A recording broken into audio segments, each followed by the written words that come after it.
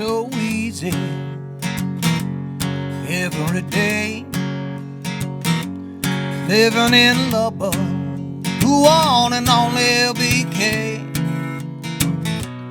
We got rock and roll, we got the blues, two-stepping in the honky-tonks and our cowboy boots. Through the dust in review mirror you can see our rhythm and roots. Rhythm and Welcome, everybody, to another episode of the Rhythm and Roots podcast. I'm your host, Jason Robertson. Today, we're in the Red Stewart Recording Studio in the Commercial Music Building at South Plains College, and I've got a really cool group of people with me. This is Cider Wave. Welcome, guys. Thanks for having us. I've got Emily and Brent and Rachel and Phil and Mark with me, and these guys collectively make up Cider Wave, and I cannot wait to hear the performance because Brent's been hyping you up. I told you before the show there's no pressure, but I mean, like, Brent's kind of, told me you're going to bring the heat, so don't disappoint. We're excited. We're excited. I teach a course here in managing your expectations. Yeah, could you sign me up for that? Sounds like I got to retake it. So let's just start here. A couple of you guys were on an episode that we did on South Plains College, and so I've talked to several of you, but this is a little different. We're not talking about the college. We're talking about you guys today. And so, Emily, if you just kind of want to tell us, and we'll just go down the line here. We'll start with you. You're the lucky number one. Fantastic. And just tell us kind of your background as far as musically, and a little synopsis of how you ended up here where we're at today. Sure, you bet. So Brent, who I'm married to, Brent and I, we moved here in 2003. Yeah, so we've been here for a while. And we found out about this school. I mean, I grew up playing guitar. I knew about bluegrass. I knew bluegrass was a big thing here at South Plains College. So I knew the name, but I didn't know a lot about the school in terms of geographical location and maybe a few of the faculty members, but maybe that's about where it stopped. But I grew up in a home where my father was a musician. He was a guitar professor and did a lot of studio work. And he had a lot of friends who were very interested at the time in creating music programs in universities, colleges, even private schools that weren't traditional music programs. They had this curiosity about what it would look like in higher education to take something like R&B and put it into a university curriculum, or bluegrass or country. And so he had a lot of friends, right, who were trying to kind of innovate this around the country. A lot of people doing things at Berkeley or at GIT and in other schools around the nation. And as he started making connections with other people who were starting these non-traditional music programs, he met a man named John Harton. And John Harton is, of course, the founder of this program.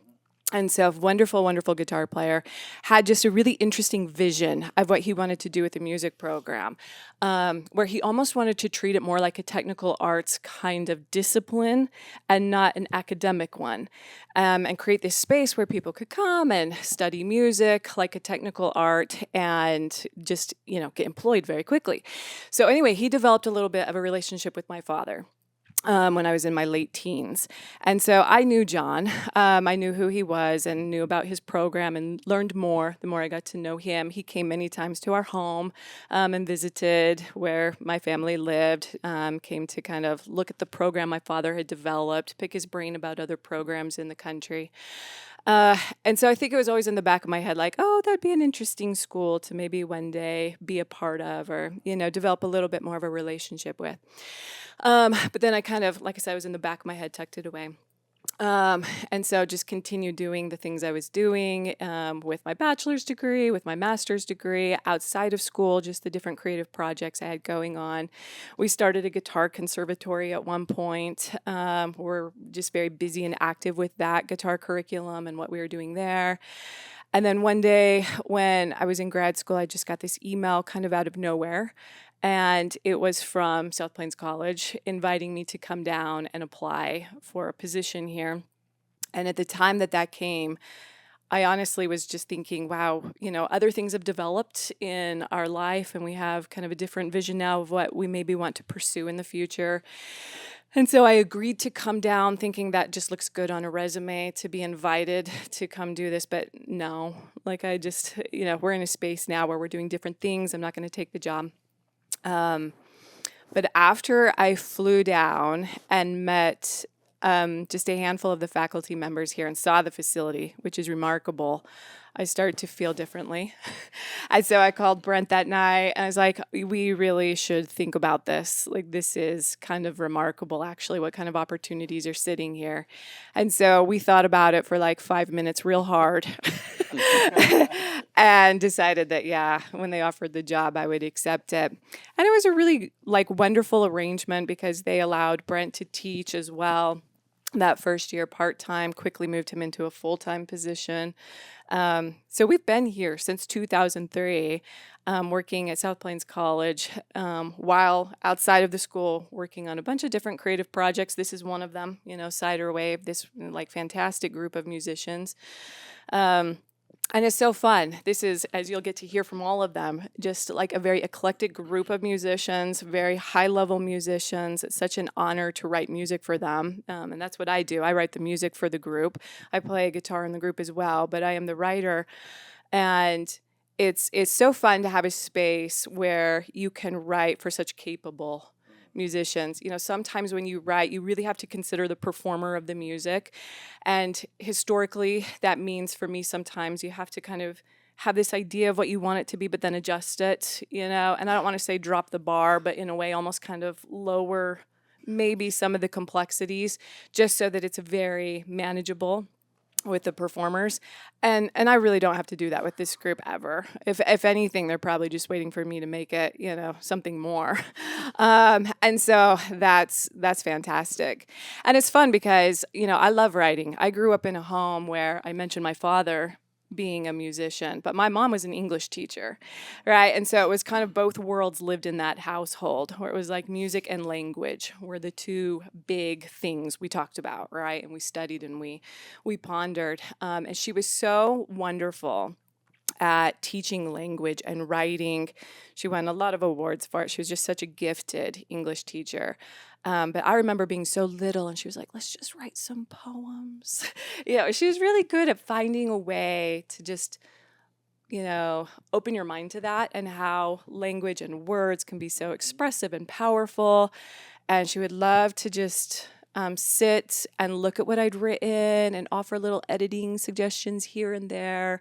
And so just those two worlds kind of came together for me when I was quite young, language and music. And so boom, songwriting, right? And so it's really, really fun to have a band where those two parts of myself can really feel pretty fulfilled. What a cool thing how you were able to come full circle from your dad and John's Harton relationship and building these types of programs and then end up here. That's really a cool way for that to end up. I mean, do you feel like it was destiny for you at some point? Well, sometimes I've hoped it wouldn't be, just because like sometimes I really do want to like just 180 in life and jump off the cliff and go do something totally different. Yeah. That's in my personality for sure, to just kind of find that like appealing. But I do have to every day just kind of become a little more grounded and be like, this is amazing. This is actually a remarkable opportunity that our family's been given. I'm so grateful for it. Such a wonderful program to teach in, wonderful students, which we've talked about that before. And just as creatives, it's a really great space where we still get the opportunity to develop our creative projects and art. And so I don't know if it's destiny or not, but I'm very grateful it's worked out the way that it has. Well, and I think it's so cool that the ones of you that are faculty here, get to exercise your creative side every day and what you do for a living. You're doing what you love to do for a living and teach others that craft. How cool is that? Because not everybody in life gets to do that, No, I mean, I don't know how they feel about it, but I feel it is such a privilege.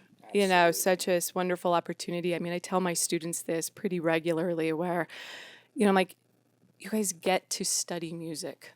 Yeah. That's amazing. So many people wake up in this world and they don't have that option. They don't get to choose what they do. They just survive, from sun up to sundown. That's what it looks like, just survive. And we live in so much opportunity and privilege where we can say, I want to not just choose my career, but it can be art. Yeah. It can be music. Like I can take time to explore and learn this thing that's beautiful and amazing and fulfilling and turn it into a career. There's just so much privilege in that opportunity. Brent. I gotta follow that. Yeah, I was just fixing to say As we in, might as no, well this wrap is- the show up. yeah, That was a great interview. This is what it's like after she takes a solo. I'm like, I gotta go now. Yeah, All now I gotta go. So I had a very different upbringing than she did. My dad was a musician also, but he was hitting the pavement in the tour buses, touring all over the place, touring overseas. Back before technology, what it was, he'd go to Singapore, Indonesia, and I wouldn't hear from him for months. What kind of music did he did play? top 40. He was based out of Vegas. He worked with a singer named Anita Sarawik, who was out of Indonesia, but she did a residency at Caesar's Palace. So that was really cool. But even before that, he was with a group called Santa Fe, which is still around in the Vegas area, and Santa Fe and the Fast City Horns. These were like top-notch musicians, but they're all just road musicians. Like I didn't know the education component this at all. It was hard knocks, and and I knew like I wanted to be in the scene. Like I mean, the bands rehearsed in our little apartments in Las Vegas every day because you're keeping up with the hits for those top 40 things. And so I saw the work ethic, I saw the drive, I saw what went into doing that, and just the musicians playing, and they let me mess around on their instruments on rehearsal breaks and stuff, and go into sound checks. I don't know how many times at a young age I'd be in the casinos where they'd be sound checking and you get loading in for a 3-week run. It's one of the venues there. And so I just, there was so much about the industry, just playing music that just was so fun, and seeing how much fun they were having. And I saw the work ethic because it was right there in my living room. Like, can't watch TV for a few hours because dad's rehearsing.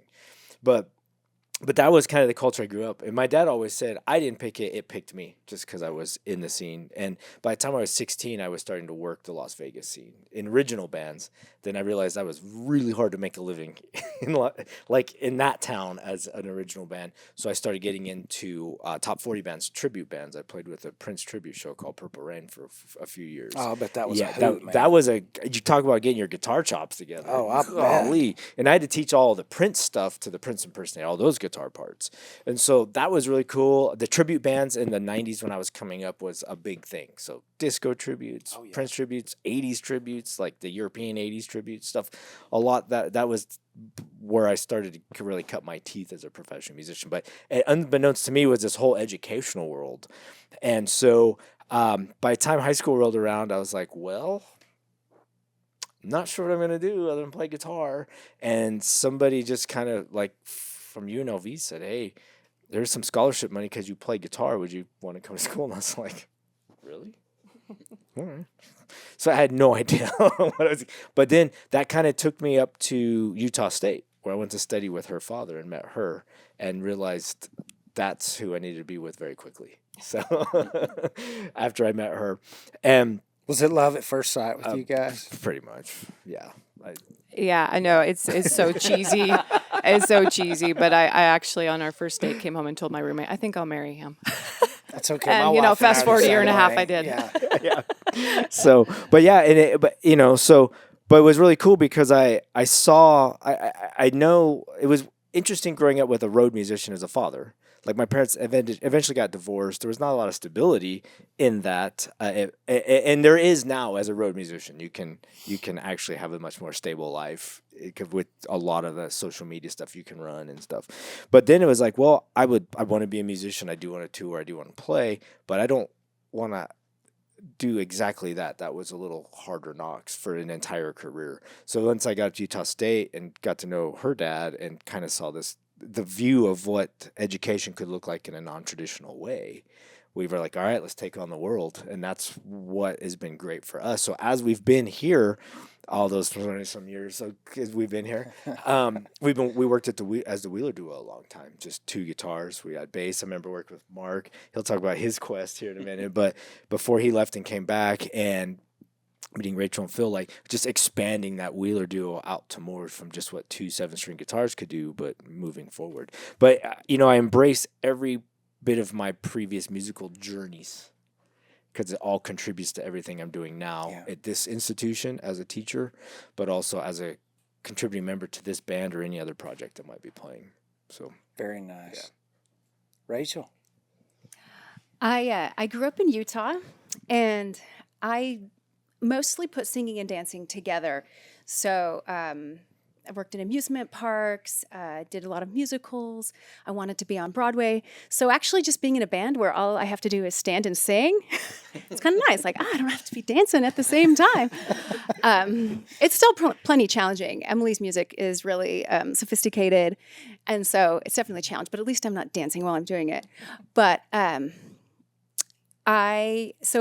performed, did a lot of performing, and then when I was in my early 20s, got married, and then kind of followed my husband around for his school, and then followed him here. I mean, it was both of our choice together, but his job led us here. And immediately when I knew we were coming to this area, I looked into the schools around here, university. I needed there to be university, colleges, because that brings art, that brings new ideas, that brings life. And so I thought, okay, I think I can do Lubbock. I think I can do it. There's an airport, there's a university. I think I'm going to be okay. Get out of there if I need to. Yeah. And then, moved here right away, got into a dance company. I dance and choreographed for Flatlands Dance Theater. And then also pretty quick met Emily and Brent at church.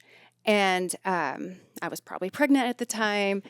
I remember telling Brent, like, oh, I've always had this dream of like being a jazz singer, like sitting on a piano.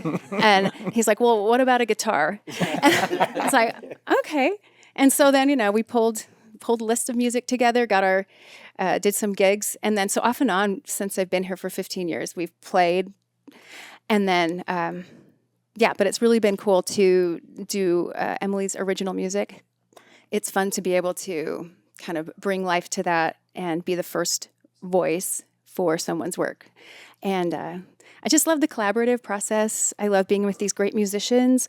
I'm less of a theory musician. I don't read music super well, so I always just feel really cool to be with these amazing musicians, and I'm glad they keep me along. Something you said is one of the reasons that I still write songs and play music is when you can create something, wherever that comes from, whether it's the muse or whatever you can choose to believe it is, and you can bring that to life. It becomes from the pen and paper to when you put it in this setting, it becomes a living thing, and it's so cool to see that when you can create that and put a voice to it and put a drum line behind it and put a bass run to it and put the guitar chops in it, and it becomes something. It's special when you write something and see it come alive. So I think that's a cool thing that you guys are creating your own music together. Well, I will say, I get to hear these songs in their inception around the house as she's working. I'm like, man, I can't wait to get that. And then we get to rehearsal, and we're all like, I didn't know it was that hard. So it's a compliment because it sounds really easy. And then we get there and we go. But it's really great to hear how Rachel brings these songs to life, too, and her interpretation and the freedom she has. But we're all like, can't wait for the next round of tunes because we're going to be in the woodshed for a while. That's cool. Yeah. For sure. Yeah, Rachel has like a very sensitive ear to like energy, and so as a writer, like you really do have to listen to a singer and figure out quickly what it is, seemingly what it is that gets them kind of into the music so that you can write more appropriately for that. And that is such a cool thing about her musicianship is she has a very sensitive energy too, or sensitive ear to energy. And so she can make things very narrative, very easily, very That's compelling. Awesome. Thank you. Phil. Before the show, I've already learned about Russians and Paraguay and cold snakes. I cannot wait to hear the rest of the story. We're all on our edge of our seats now. I had another revelation while I was sitting here. And to borrow a line from the late, great Art Bell, I'm the only member of this aggregation that hails from east of the Rockies. Really? Yeah. Yeah. Yeah. It's a miracle that I'm here, and I mean that in a bunch of different ways. It really is. I grew up in rural East Tennessee from a completely non-musical family. I mean, just nobody had anything to do with music. And the more, if I sit and, do the examined life type of thought process, I suppose that I used it as a teenager as a ticket out, of East Tennessee. And, you get into that whole thing of you manifest your destiny. And I suppose one thing led to another, but it really ended up being a series of interesting events of me finding these wonderful musical mentors. From the time I was in high school all the way to undergraduate school and into graduate school and whatnot, and then found my way here, of course. So it's just an absolute privilege to be here. And if we want to talk a little bit about Cider Wave from a drummer's standpoint, I think about this also, that every time I come to either a performance or rehearsal, as a drummer, I have to come as a completely and totally blank slate with no preconceived notions of anything that I'm going to play. We had a performance last night, and it had been a little while since we had played, and I just wanted to be a complete and total blank. So I didn't even warm up before I played last night because I wanted it to just be something just completely and totally organic. Because one of the things of the music that Emily writes, when people ask me, when they go, well, what is Cider Wave? What is jazz? And I'm like, well, yeah, kind of. It's probably, if you had to put a tag on it, that's what it is. But it's got such a diverse array of rhythmic possibilities and just kind of rhythmic background, harmonic background, melodic. It's so different. It's like there's a style of composition that we talk about called through composed composition, and the short version of that is that nothing ever repeats in that composition. Well, the entire catalog of Cider Wave, not the songs themselves, but the catalog is through composed. Nothing ever repeats. It's always something different from every song. And so one of the other just blessings that Emily does is when she comes in, she goes, I don't know, play whatever you feel like. So I mean, it's very unusual from my chair, because I mean, prior to coming here, if I played either gigs or studio stuff, there was always a preconceived notion of what was going to happen. Well, not with this group. Isn't that cool? It's unbelievable that you can play what you feel. Yeah. Because So it doesn't get much better than that, does it? Doesn't get any better than that. Yeah. So it's wonderful every time we get to play, because I mean, just yesterday we were working on a song, and I had been thinking of it. Was a new song that we looked at last week, and I'd been thinking about what to play, because I didn't like what I played on it last week, and then I'd been thinking about it all throughout the week, and I just came in to the sound check yesterday, and I just looked at him and I said, hey, how about something like kind of like this ECM Pat Metheny style groove over top of it? She goes, great. Yeah, that's all you can ask for. So it sounds like you guys are pretty easy, laid back. It's just kind of however it organically comes together is. Well, you can act like that when you trust people. That's true. right. You know what I mean? And I absolutely do. And so with Phil, yeah, like I trust him to go find the reference recording or the whatever it's going to be that kind of inspires his decision. And I trust that in the end, the decision's the best one, I don't know if you can act like that with anybody everywhere all the time in music, right? No, I was Sometimes it fixing to has say, to that's be pretty really like, rare. no, you can't Yeah. do that. But when you trust the people you're with, yeah, you absolutely can. It's a lovely experience as a writer too, right? Because I also don't know ultimately what it's going to sound like. Sure. I have a vision of it for sure, but it is fun to see it take shape when they start touching it. Absolutely.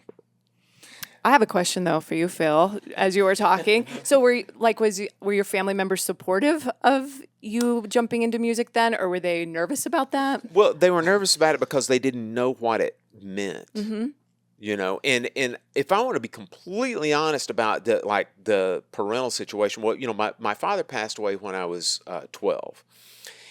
My mother was blissfully unaware of kind of what it even meant to be a professional musician. Like I could tell her, like for example, when I was in undergraduate school, I could tell her I was going to do a gig, and if I told her it paid $50 or $50,000, she would go, "Oh, that's great." That's great. I mean, so it's kind of one of those things that I don't know that even up to her last days that she fully really knew what I did. Yeah. You know? Yeah. Well, last but not least, we got the Cali boy down on the end, Mr. Mark. Yes, sir. Raised in Southern California for the most part.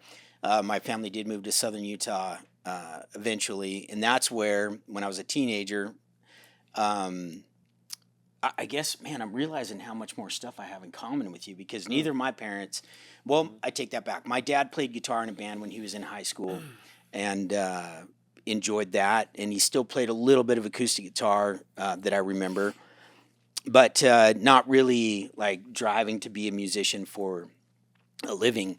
And when I got to Southern Utah and got exposed to Led Zeppelin and punk rock, I'm like, what is this magic?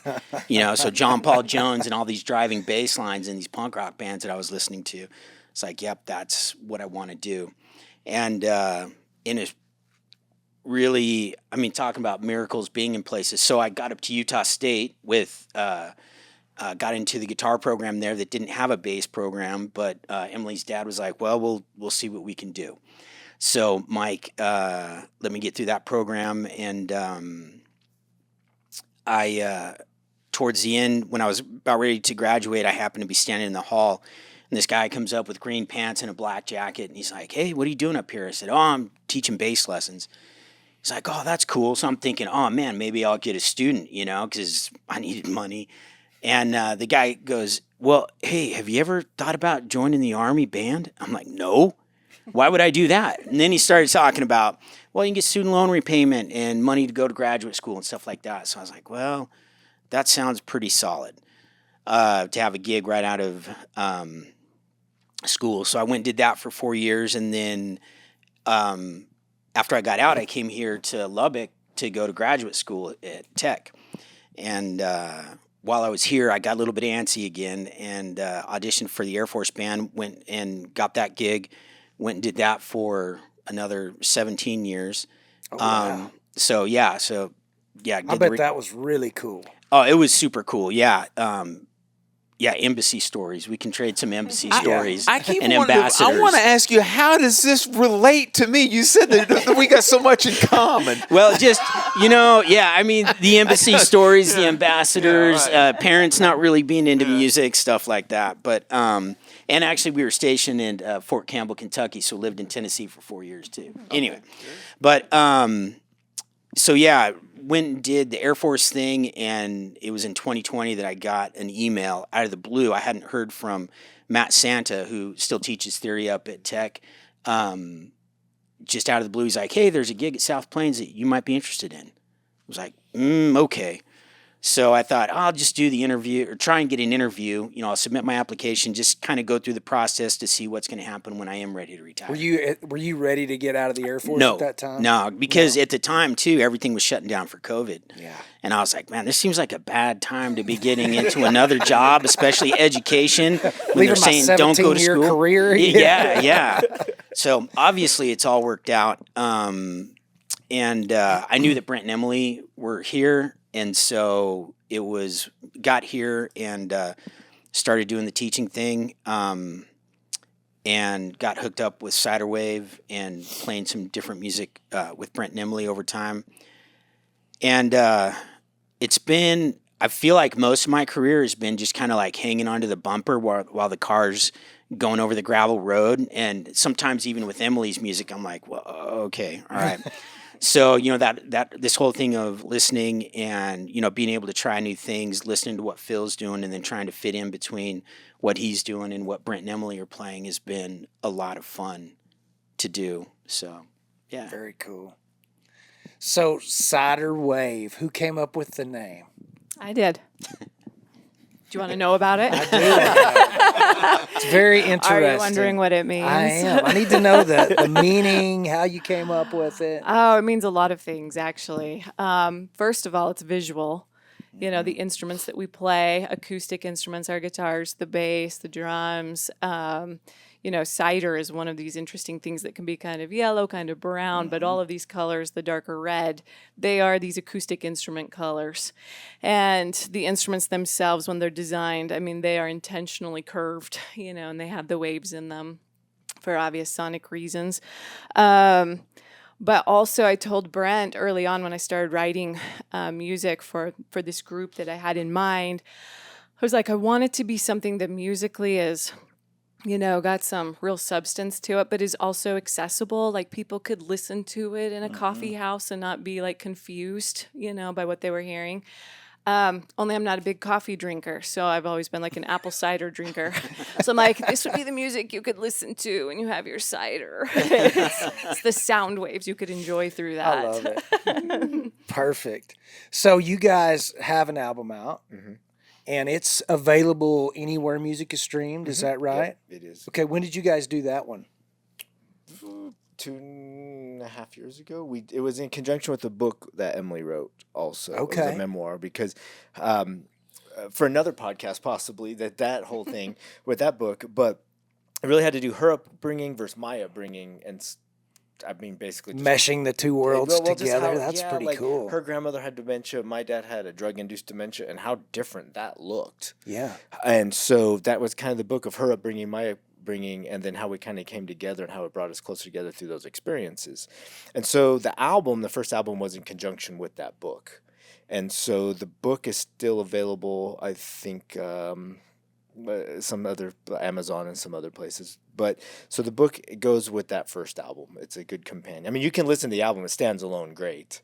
But if you read the memoir in addition to the book, so that's and that was what, a year and a half. It was blurry. Well, time flies, doesn't it? God. It's been more than that. Yeah, I think it's been 2.5. Let me turn to these guys. It was at the Wallace here in Levelland, so it was about 2.5 years ago when we did that. Y'all working on some new material, Yeah, we do. writing some new stuff. Yeah, we do have a new album that's in the mixing process, and we'll very have nice.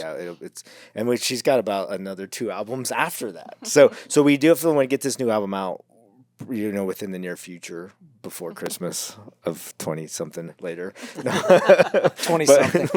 But I know the world needs to hear this music. We'll even play some of it for this podcast that will be on that what's in production right now. Very nice. Yeah. So we're gonna get to hear some stuff. That Yeah, and she's got enough songs for 2 more albums. It's just a matter of getting it tracked and getting it out. So Very nice. yeah. So, as a group collectively, are y'all playing a lot out and about, or is it more so concert type settings and ticketed event type things? You know, we probably all are in different places with live music and our relationship with it. I know that Brett and Mark play almost every weekend, both nights, real active with a lot of groups. For me, I just kind of moved into a space where I really prefer these more intimate, really close kind of experiential concerts where your audience is, you know, right there. I wouldn't say I'm done playing restaurants. I'm sure that will always be something that comes up, but I just really favor right now these kind of concert, real intimate, real connection. Everyone's there to experience the music. And so, yeah, we played a concert last night, and that kind of musical experience just turns me on right now. I love that, right? That's and real beautiful to me. Brent and I talked about that a little before the show. You know, there's some venues that I know about that are catering to that type of thing, some listening room type things Oh, where sure. people are there to hear the lyrics and they want to hear the melody you put with it, and they want to hear you guys play. They don't want to talk. They don't want to drink. You know, they're there for the music. Yeah, in fact, last night, Rachel and I were having a conversation about how AI is changing music and songwriting and how, you know, how remarkable it is, actually. I mean, you can put in all the parameters you want with your song, and poof, AI can really kick out some very believable music, you know, believable in the sense that it seems like, oh, that band wrote it. It's such a gotcha. good imitator, right? When you tell it to sound like Steely Dan, it will, you know? So AI is here, and AI has changed music for sure moving forward forever. But in response to that, I really believe we'll see people wanting more and more of the proof that it's real. Oh, yeah. They'll want to be at the concert. They'll want to be a part of these experiences that show the process, songwriting camps and, showcases, et cetera. And so while AI becomes real, I think available to many people and used quite a bit by people, I also believe there will be a population of people that love the more intimate, real experience where they can see the music being made in front of them and have that kind of affirmation that like this is still real. Sure. Well, and I fall into that category as a songwriter. I look for that because I don't think AI is going to replace emotion. And as a songwriter, I feel what I write. Those things that I write, I'm writing them for me, and I'm not writing them for anybody else. And so I think as that evolves in technology, I 100% agree. I think there's going to be people really wanting real, organic, live music, in an intimate setting. And I can already see it. I mean, it's come full circle the last 5 or 6 years. Yeah, tapping into that emotional side. Even last night, there's a song that she wrote that I was like in tears playing. I could not. It was like my daughter got this picture of me. She's like, "What was that face?" I was like, "That was the not trying to cry face." Is what that was. That's your mom ripping my heart out face. It was like that was me really connected in the moment because it was a great crowd size. Tom T. Hall. It wouldn't put on the most intimate because it's a larger stage, but it was there. We were feeding off the energy. I just got caught in the moment. I was like, I'm just gonna ball over here on this side of the stage now. But no, and that's the process. That's what we love doing. I think that's when we feel more comfortable when we're performing, and I think also you don't want to overstay your welcome in a town. Also, if that makes sense, like sometimes you can, especially with something unique and so organic and pure of what we're doing, we want it to be unique every time we play and something new and something different every time. Like you said, the through composed concept of we want that to be, oh man, they're playing again and doing a couple things a year, a ticket event, an intimate setting where more of a storytelling type fashion. That's where we feel more comfortable. I think that's when we sound the best. Likewise. I think that's where all music sounds the best. That's my personal opinion. Of course, I do like a live rock show every once in a while. Yeah. We Mark and I get our fix. Phil too. We have that outlet too. So you guys working on a new album. Tell everybody where we can find your music. I guess Apple Music. Spotify, Amazon, all the major streaming services. When we go through our distributor, I just check the box that says anything profitable. Yeah, absolutely. Anything that pays me for a spin. Go stream it because we're still waiting for it to be profitable. Just kidding. We don't even get into that streaming controversy. But no, so basically whatever your streaming service you prefer, we're on it. We're definitely on. And then also likewise, if you want to look at some of the backlog stuff that the Wheeler Duo did, we have several Wheeler Duo albums out as well. Perfect. On all the so it's not all merged to one. It's branded separately. We rebranded everything with Cider Wave. So you can look up our instrumental albums, some of our other duo albums featuring vocalists, and then you can see Cider Wave. So between the Wheeler Duo and Cider Wave, I'll be checking my Spotify numbers. They should go up tremendously after this. Now let's plug your book too. So tell us the name of your book and where we can find it. This will be something you'll have to edit out, but I actually intentionally stopped releasing it last Did you? year. Okay. Yeah. So it was I like take it's back a what I very said. personal story, and Sure. I did want to release it and have it out there for about 2 years. So the contract I signed was to have it released for 3 years, and so now it's like I own all the rights to it and it's mine, and I don't think people are going to be able to go find that unless they dig. Yeah. Okay. If it ended up on eBay, is that a success story? I don't know. How does that work? If you have a copy of her book, it's very rare. It's gonna be worth there was something. only a short run of books. I mean, but so they're out there. We sold quite a few. No, the publisher Fulton Books was great to work with, and that is kind of like an interesting deal to try to make, where it's like you agree that it will close down. The printing will stop no matter how it's doing at one point. But that was the deal that we struck. Very nice. Yeah. Well, listen, thank all of you guys for taking the time to do this interview today. I really appreciate it. I'm looking forward to hearing you guys. I can't wait to hear it.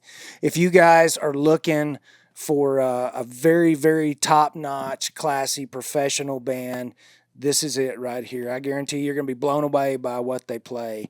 I know it's going to be very deep lyrically and melodically. I cannot wait to hear it. So stay tuned. We're going to have a live performance by Cider Wave. And thank you guys for what you do for the music community as instructors, as professional musicians, and as bringing up, classes of musicians and pumping them out. I mean, you couldn't have a cooler gig, I'm very jealous.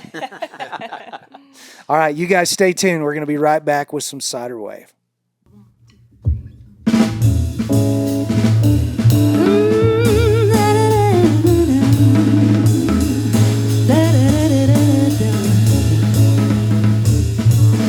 Lavender, tangerine, tawny brown, seafoam green. I still see color every day. Though you're not here, though you're not near me. Hey, crackling fire, falling rain. I was on a summer parade. I still hear sounds every day. Though you're not here, though you're not near me. Oh, I take it in, I breathe it in, I feel the joy and pain. I still get out, I try things out. So when we're together again, I can fill you in on all you missed. Maybe you already know. Maybe you see, maybe you hear, maybe you know how and where I've been. Oh, but do, yeah, but I do. Maybe you watched, maybe you saw me rise and fall again and again and again. Maybe you already know.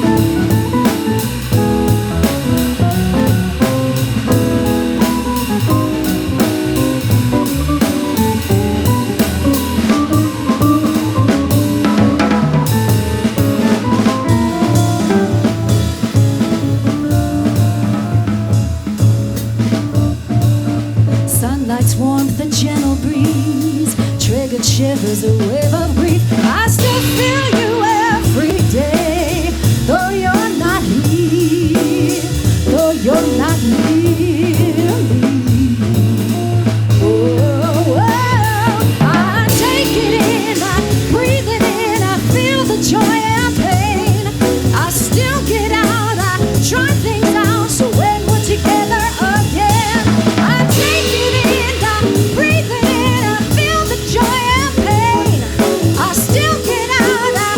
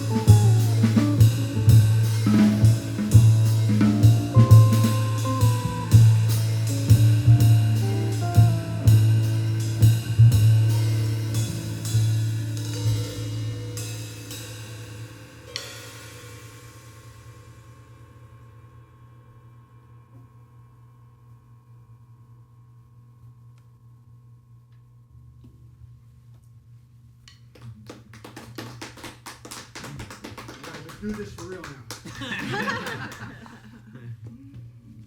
What's the name of the feeling? Is that cool? Cool. You guys, good? Perfect. Well, thank you guys for coming over. Yeah, well, y'all want to play some more? We can play some, yeah. Oh, I thought, yeah. I mean, like, I was hoping more. Oh, we can do more. Maybe Put 3 your or 4 if y'all are good with that. We'll do 4. Yeah. Oh, okay. Yeah, we can just go right to the next one like last night if you want. Oh, okay. I believe in them. Almost No, y'all are way too good to just give me one song. Do you want to do that maybe street letter? Sure.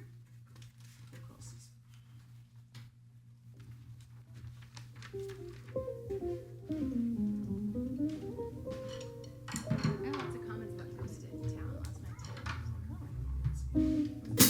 I believe now in Street Light. Yeah. Whichever one you want to do, really. I mean, yeah. Everyone. I'm good. Wait, which one are we doing right now? Believe now. I believe now. A 1, 2, a 1, 2,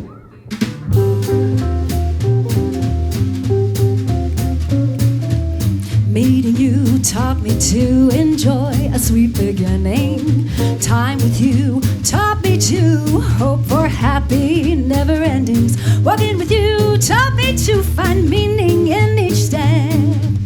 Talking with you taught me to explore with greater depth. My heart was a stone, but it wasn't soft. Couldn't see my path, but I didn't feel lost. Wasn't a mess, I just couldn't believe in love. No way, no how, till I met you. But I believe now. Watching you taught me to trust another. Staying with you taught me to work for something even better. Loving with you taught me to accept the early hours. Holding you taught me to let go of idle pressure. My heart was a stone, it wasn't soft. Couldn't see my path, but I didn't feel lost. Wasn't a mess, I just couldn't believe in love. No way, no how, till I met you. But I believe now.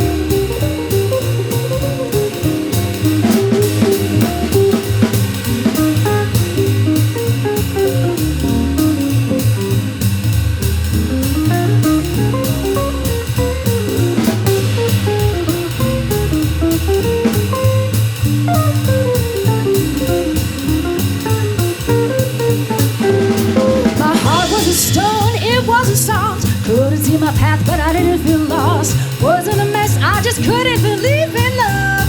No way, no how, till I met you. But I believe now. I wanted to believe, but just that I could dream of a love that was meant for me.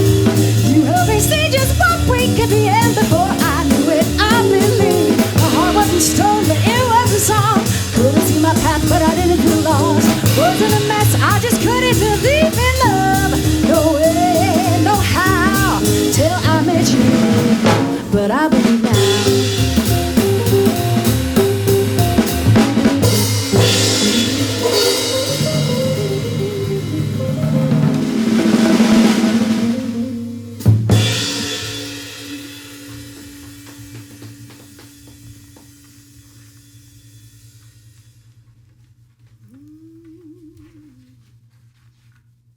Where's Johnny Carson when you need him?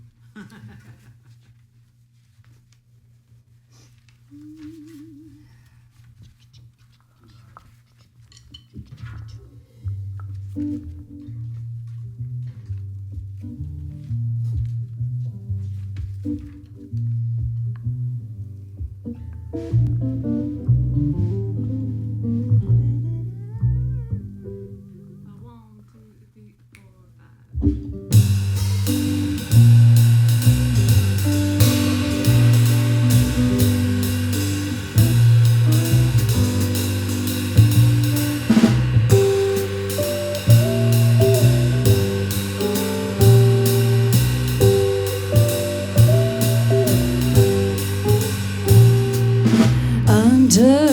street light, push back the dark night, clear a place to lay down the day.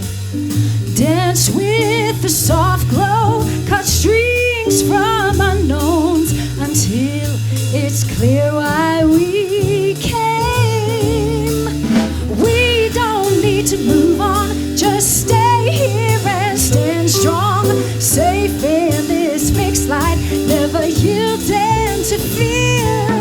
Breathe deep in this sanctuary, knowing fresh light is near.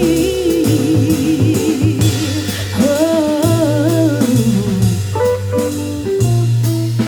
Who knows what shadows hold? What shackles weight heavy and cold? Stay free in this air shelter. Who really knows what is down the road? We don't need to move on, just stay here and stand strong. Safe in this mixed light, never yielding to fear. Breathe deep in this sanctuary, knowing fresh light is near.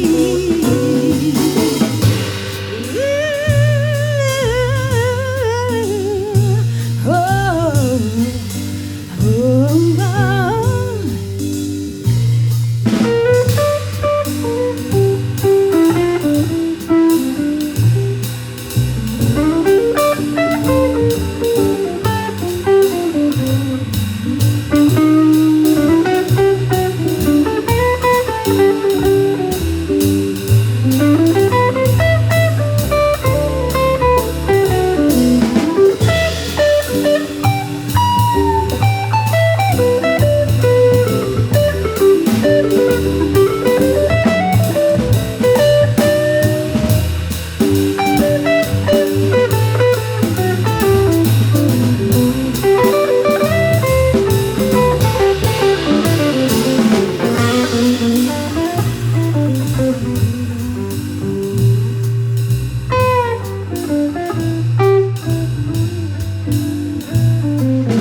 Waiting's the only way to prepare for new days.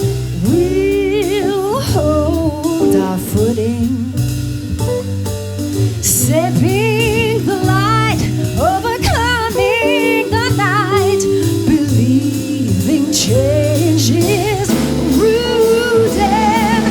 We don't need to move on, just stay here and stand strong. Safe in this mixed light, never yielding to fear. Breathe deep in this sanctuary, knowing fresh light is near.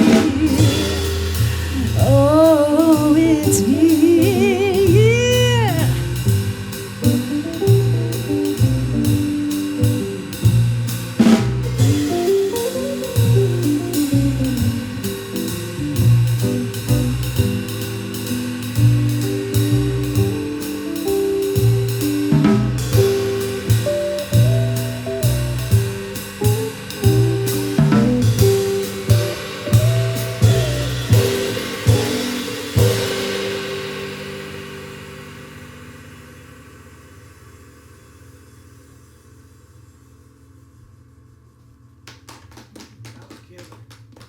That was a great song.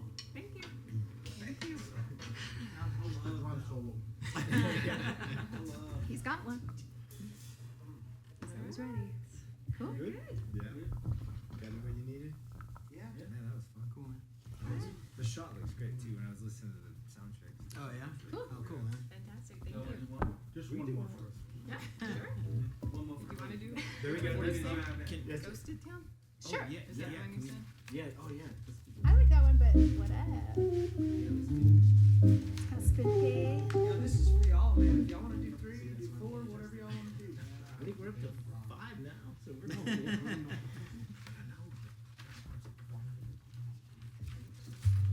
Or, take the 3 best.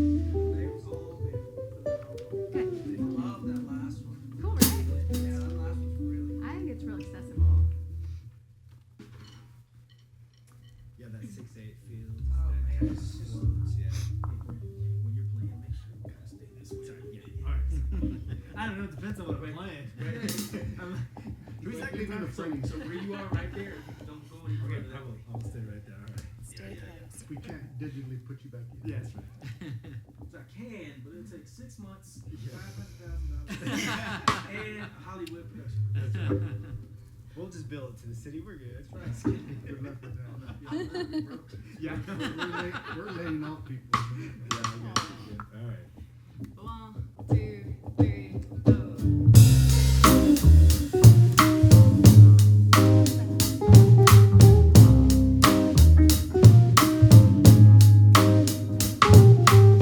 I never had more to lose than when you tossed the key down and turned to leave the room.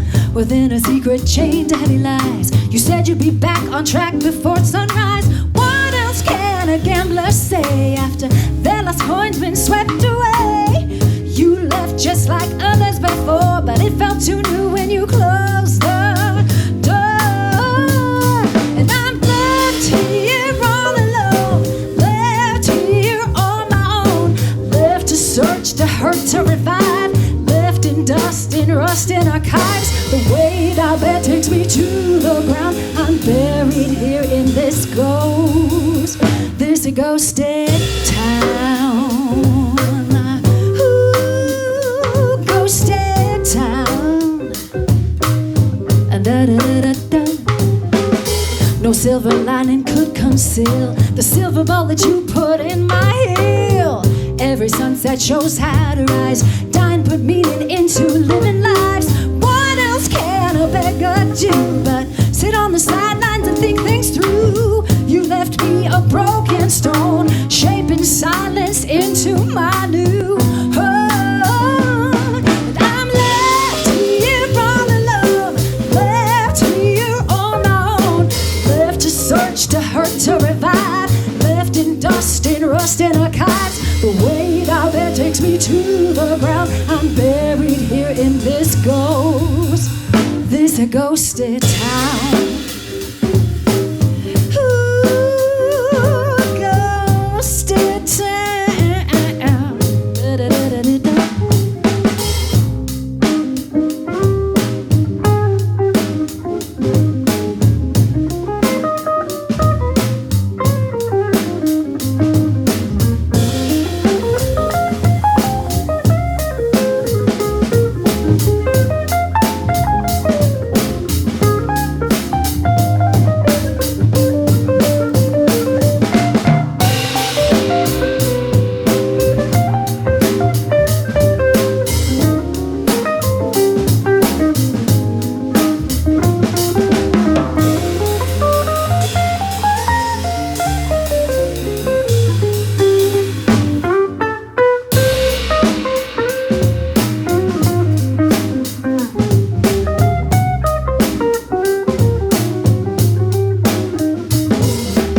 No silver lining could conceal the bullet you put in my heel.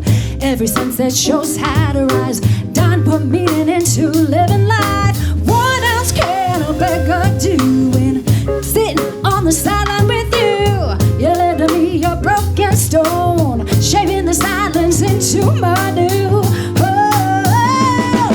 And I'm left here all alone, left here on my own, left to search, to hurt, to revive, left in dust, in rust, in archives. The weight I bear takes me to the ground. I'm buried here in this ghosted town.